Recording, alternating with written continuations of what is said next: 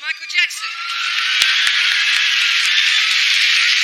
Once upon a time, the Grammys were the pinnacle of musical achievement. They were the gold standard, the ultimate recognition of musical excellence. But as the years went by, something changed. Were they still a true measure of artistic greatness, or had they become nothing more than a hollow industry spectacle? Winning one meant you were a legend. Your name was carved into the Mount Rushmore of music. Metaphorically, of course, because, actual Mount Rushmore is reserved for old guys who never dropped a platinum album. And now, well, let's just say, getting a Grammy today is like winning Employee of the Month at a company that's about to go bankrupt. It's a nice gesture, sure, but in today's industry, does it still hold weight? Remember when people used to throw Grammy watching parties? Friends would gather around the TV, placing bets on who would win Album of the Year, gasping at surprise wins, and standing in awe of live performances that instantly became iconic. It was an event, a moment that brought music lovers together. Won't you look at me? Now, people barely remember to tune in. The only reason anyone talks about the Grammys anymore is to complain about how bad they've gotten. So that raises the real question. Are the Grammys still relevant? The Grammys weren't always a glorified industry backpatting session. Back in the day, when people actually bought albums and MTV played music, winning a Grammy wasn't just a trophy on the shelf. It was a stamp of cultural significance, a validation of artistry, talent, and sometimes even innovation. Names like the Beatles, Stevie Wonder, Madonna, and U2 dominated the ceremony, and guess what? They actually deserved it. The performances, iconic.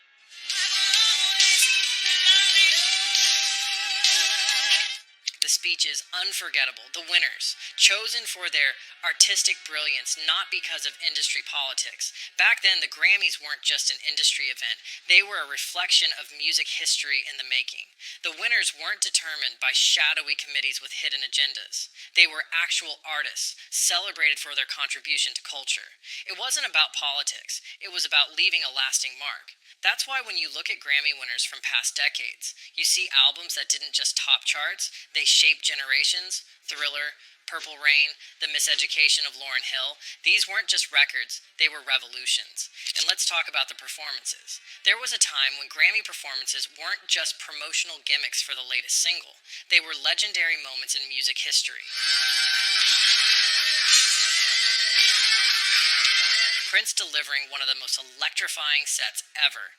Whitney Houston's voice sending chills through an entire generation. Michael Jackson redefining what it meant to own the stage.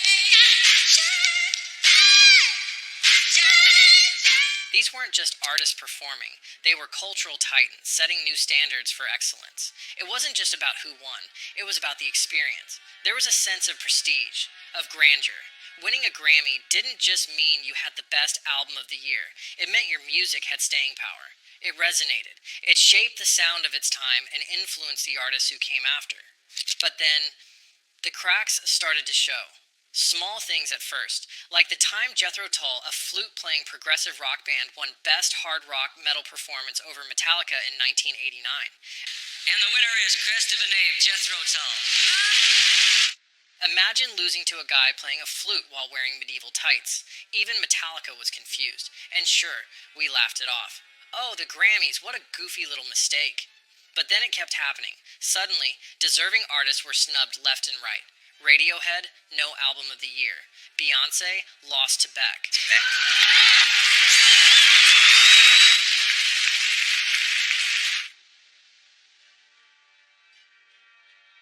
Groundbreaking records got ignored, while predictable crowd pleasers got the trophies. It was no longer just a few weird one-off mistakes. It was becoming a pattern.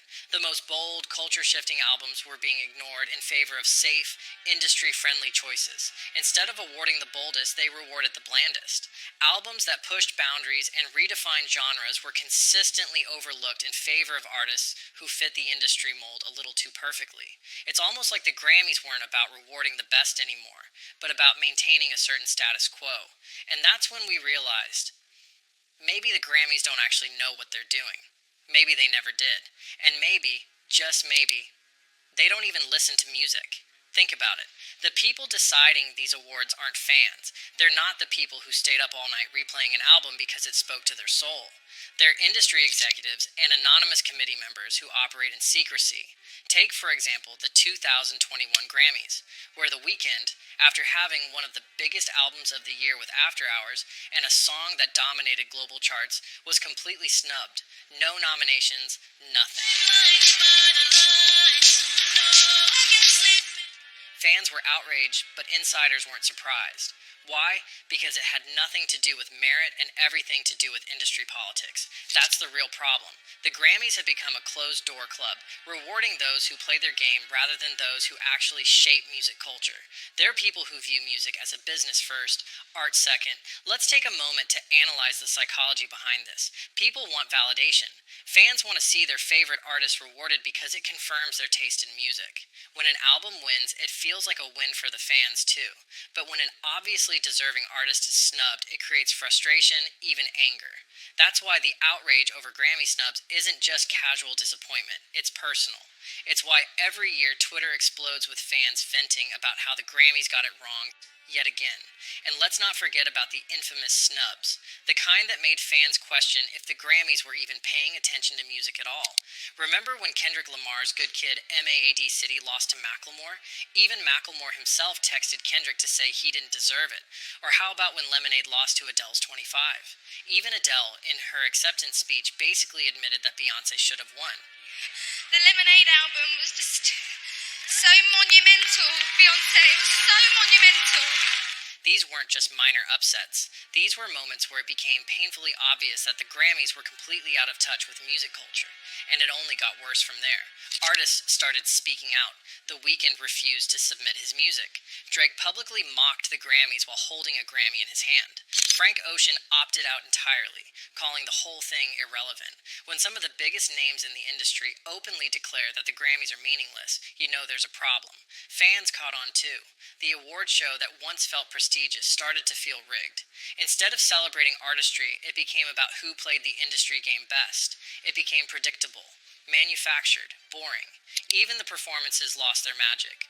What used to be groundbreaking live shows turned into bland, forgettable acts. Instead of artists pushing creative boundaries, we got formulaic performances designed more for social media buzz than actual musical impact.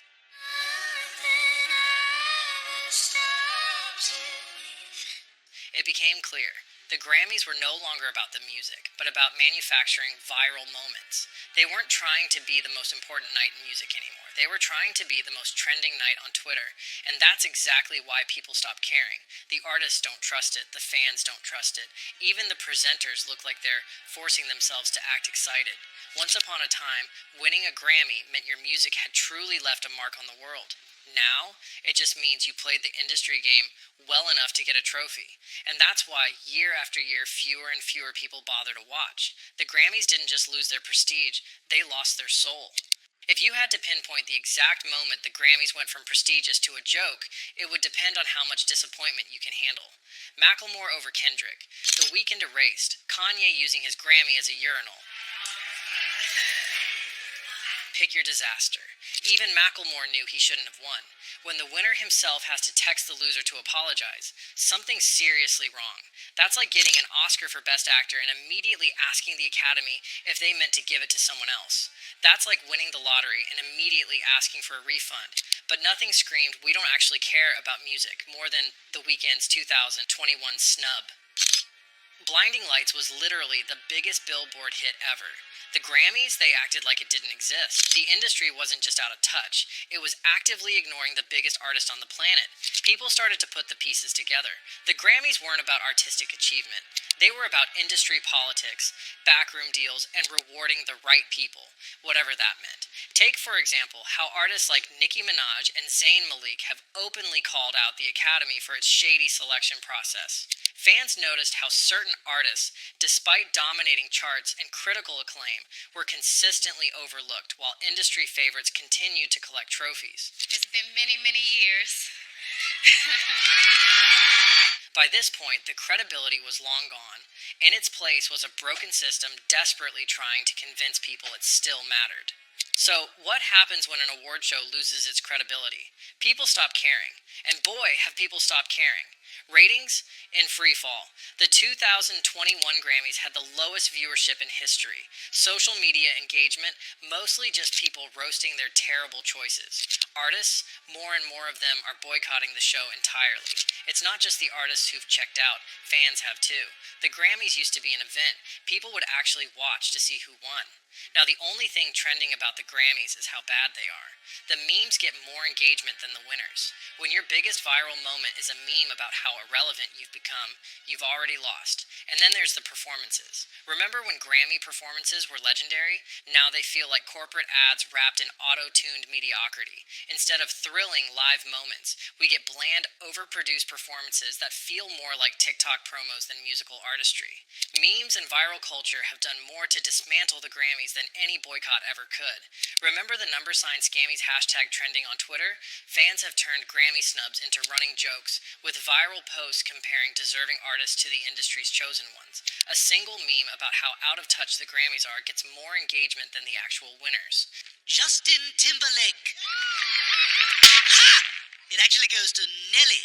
When your award show is more famous for its failures than its successes, you've failed. So, is there any hope? Can the Grammys be saved? The short answer, probably not. They've dug themselves into a hole so deep that even Beyoncé performing a live rescue mission wouldn't be enough to pull them out. The trust is gone, and once you lose credibility, it's almost impossible to get it back. Could they reform? Sure. More transparency, actual fan involvement, removing the shady secret committees. Those things might help. But at this point, does anyone even want to save the Grammys? Music has outgrown them. Artists don't need a golden trophy to validate their success anymore. Fans decide what's great, not an out-of-touch panel of industry insiders. Maybe, instead of trying to fix the Grammys, we should just accept what they've become. An outdated institution desperately clinging to relevance. Other award shows, like the Brits and Billboard Music Awards, have adapted by incorporating fan votes or streaming data, making them feel more reflective of modern music culture. Meanwhile, the Grammys still act like they're the only game in town, oblivious to the fact that artists and fans have moved on. Billie Eilish. Well done, Billie. Keep the love. And now, in a last-ditch effort to stay relevant, the Grammys are moving to ABC and Disney Plus in 2025, because nothing screams cutting-edge music authority like the same company that owns Mickey Mouse. So congratulations to the next batch of Grammy winners. Thank you. Enjoy your trophy. Just don't be surprised when no one remembers who won a week later. If you enjoyed this breakdown of the Grammys' downfall, make sure to like, comment, and subscribe for more deep dives into the absurdities of pop culture. And hey, unlike the Grammys, your support actually matters. All right, salute. I appreciate y'all. Love y'all.